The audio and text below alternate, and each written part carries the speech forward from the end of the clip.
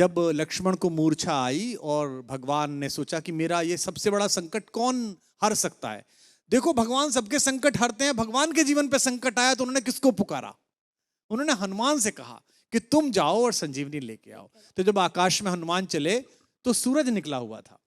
आकाश में तो सूरज होता ही है, दिन कभी डूबता नहीं है।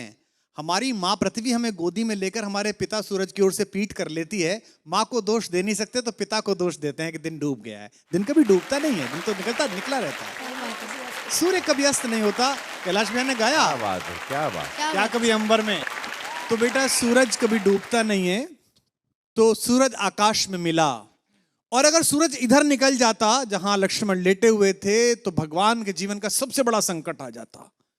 उनका भुजा जैसा भाई, जिसे वो अपनी भुजा कहते हैं दाहिनी, वो पृथ्वी छोड़ जाता। भगवान सहन न कर पाते तो इतना बड़ा काम करने गए, और कितने ताकतवर थे, पंच तत्वों में से एक पवन के बेटे हैं। सूरज से मिले तो उन्होंने कितनी विनम्रता से बात की। रवि भाई सूरज से बोले, हे सूरज इतना याद रहे संकट एक सूरज वंश पे है। ये नहीं कहा कि मैं तुम्हारे लिए प्रार्थना कर रहा हूं, तुम्हारा ही खानदान है ना, सूर्यवंशी राम का भाई परेशान है, तुम भी सूर्य हो तो आप ही के खानदान का काम करने जा रहा हूं। विनम्रता देखना आप कितने पोलाइट हैं, है ना। ये सूरज इतना याद रहे संकट एक सूरज वंश पे है, लंका के नीच राहु द्वारा आघात दिनेश अंश पर है। मेरे आने से पहले यदि किरणों का चमत्कार होगा तो सूर्यवंश में सूर्यदेव निश्चित ही अंधकार होगा। कितना प्यार से बोल रहे हैं देखो आप।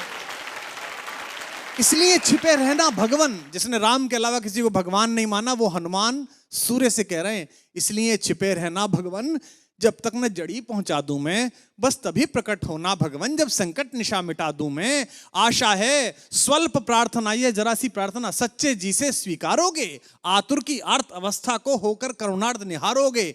8 लाइन की विनती के बाद धीमे से अपना विजिटिंग कार्ड दिया सूरज को। शक्ति पाना, यश पाना, लेकिन विनम्र रहना। आशा है स्वल्प प्रार्थना ये सच्चे जी से स्वीकारोगे, आतुर की आर्त अवस्था को होकर करुणार्थ निहारोगे। अन्यथा क्षमा करना दिनकर, अंजनी तने से पाला है, बचपन से जान रहे हो तुम हनुमत कितना मत वाला है। अन्यथा क्षमा करना दिनकर, अंजनी तने से पाला है, बचपन से जान रहे हो तुम हनुमत कितना मत वाला है। और धमकी भी कैसी दी। ये जो रवि भैया खड़े हैं ना आपके बगल में, इनके इलाका जहां से शुरू होता है वह धमकी ऐसी दी जाती है कि इतना गोली मारेंगे कि खोखा बेच के करोड़पति हो जाइएगा। लेकिन हनुमान जी ने कैसी धमकी दी, कितनी विनम्रता से। ऐसा कोई नहीं बोलता, ऐसे बनना सब। आशा है स्वल्प, अन्यथा क्षमा करना दिनकर, अंजनी तने से पाला है, बचपन से जान रहे हो तुम हनुमत कितना मतवाला है। मुख में तुमको धर रखने का फिर वही क्रूर साधन होगा, बंदी मोचन तब होगा जब लक्ष्मण का दुख मोचन होगा।